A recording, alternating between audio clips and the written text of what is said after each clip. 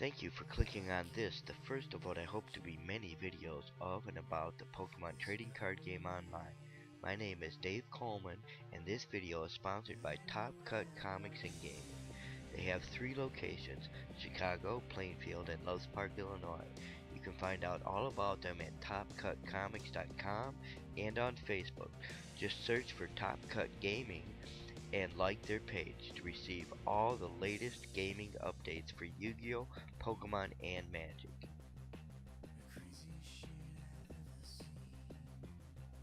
Okay, this is my holo deck.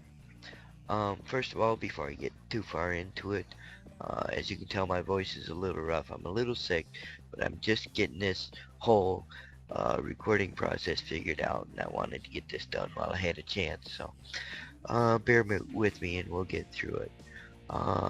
So this is the way my holo deck is right now, and it seems to be working pretty well against what I'm running up against out there on PTCGO.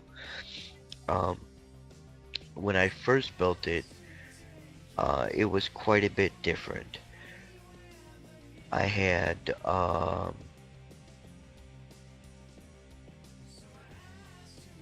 3 Tornadoes EX in there with the Espirija City Gym to give him 190 HP, and it seemed to work alright. But then I found this a deck very similar to this online, and I decided to switch it up a little bit. The deck I found online did not have the Shaman EX or the Caldeo in it, but I have discovered that Blastoise and Landorus are very popular, of course, nowadays, and they both help out tremendously in those matchups. So we'll start with the Pokemon. Yes, like I said, I have one Shaman EX.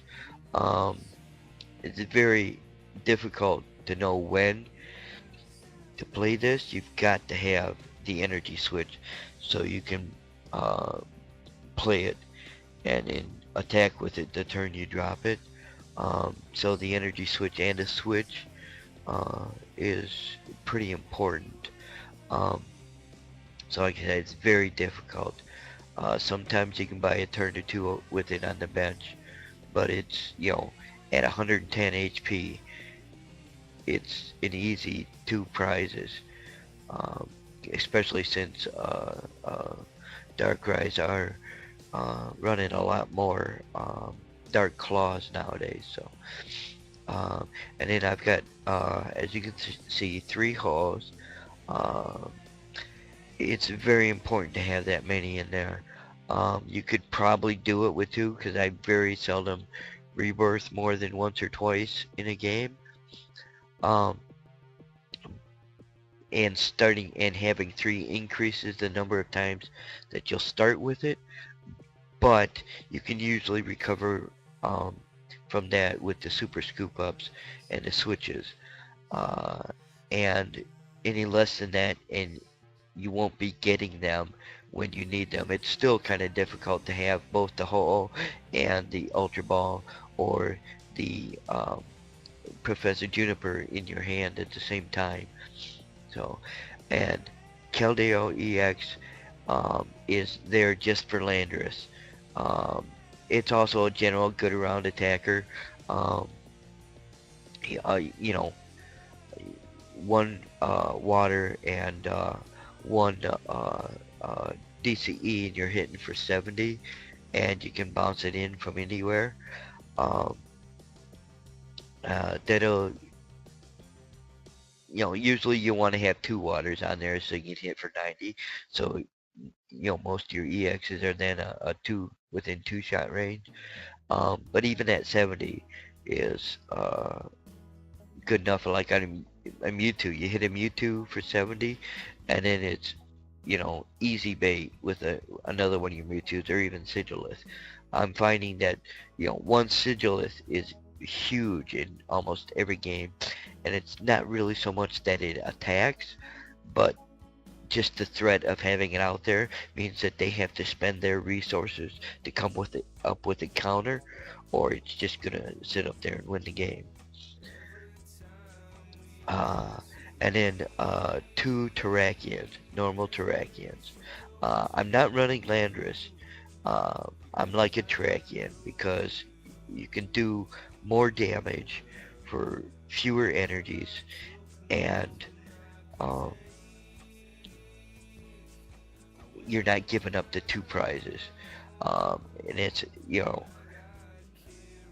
it's really not too hard to power up this Land Crush, because as you'll see here in the energy section, um, you know what? I've only got two fighting in here, but they're really not too hard to come across. 3 water is fairly important, so you can uh, attack more regularly with Keldeo EX for that 90 damage, like I said.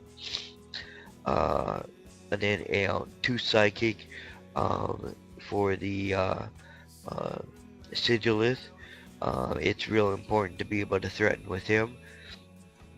And 4 double colorless for everything, mostly Mewtwo is huge. Um, so let's, and then, just the rest is random. The one grass is important. Uh, but you don't really have the room to increase that to 2 or even the fighting to 3, because it's important to have, if both your psychic are prized, you'll never be able to threaten with Sigilus. So um, and it, the dark, the electric, and the fire are simply, to allow you the ability to increase Ho-Oh's attack.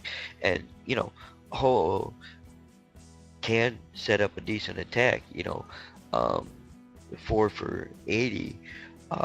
It's not huge, but it gets a lot of stuff within that 2-shot range that you can come back with Mewtwo and finish off with. So let's move on to the trainers.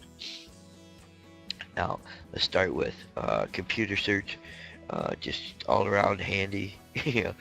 One of the best cards in the format right now, especially in a deck like this where you want to be discarding energies. Um, Energy search is huge, so you can search out the exact color you need at the right time.